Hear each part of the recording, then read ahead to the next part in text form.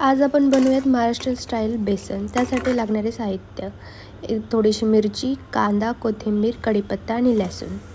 मग आता आपण गॅस चालू करून कढई ठेवूयात. त्यामध्ये थोडंसं ऑइल घालूयात, जेवढं तुम्हाला लागतं गरजेपुरतं तेवढं. आणि ऑइलला थोडंसं तापवून घेऊयात. मग त्यानंतर जिरे, मोहरी तडतड करून घेऊयात, म्हणजे चांगले तळतील असे एवढं तेल तापू द्या. त्यानंतर मिरची आणि कांदा हे एकदाच घालून घ्या, म्हणजे मिरच्या चांगल्या तळल्या जातील. आणि त्याला चांगलं परतून घ्या. चांगलं तळलं पाहिजे दोन्ही असे बघा. खूप छान तळलेले आहे. त्यानंतर मी आता कढीपत्ताही त्यामध्ये ॲड करते. कढीपत्ताही तळून घ्या चांगल्या प्रकारे.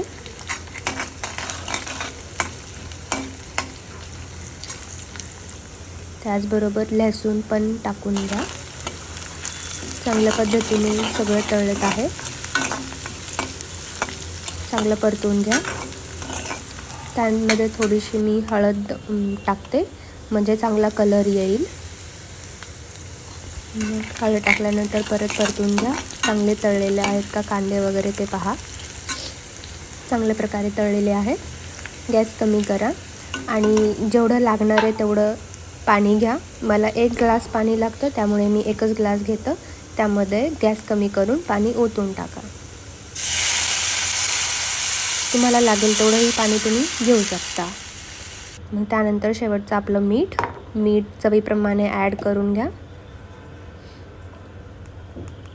तुम्ही जेवढं पाणी घेतले तेवढंच तुम्ही मीठ ॲड करा त्यामध्ये. आता याला उकळी येईपर्यंत थांबू द्या. उकळी आलेली आहे. त्यामध्ये बेसन ॲड करून घ्या आणि त्याला चांगल्या प्रकारे घाटा, म्हणजे त्यामध्ये कुठल्याही प्रकारचा लम्स राहणार नाही याची काळजी घेऊन त्याला व्यवस्थित गोल गोल करून घाटा. तर बघू शकता याप्रमाणे त्यातले लम्स हळूहळू कमी होत आहेत. पाहू शकता. जे कुठलेही असतील तर त्याला असे फोडायचे त्या आपल्या पळीने किंवा चमच्याने. तर पाहू शकता छान प्रकारे बेसन हे आपलं रेडी होत आहे. तर त्यामध्ये आपण थोडीशी आता वरून कोथिंबीर ॲड करायची. जेवढी लागते तेवढी कोथिंबीर ॲड करा. त्यामुळे कोथिंबीरमुळे खूप अजून फ्लेवर छान येईल आणि चवही येईल. आता एक उकळी येऊ द्या आणि छानपणे बेसन आपलं रेडी होऊन जाईल. तर पाहू शकता अशा प्रकारे आपलं बेसन इज रेडी.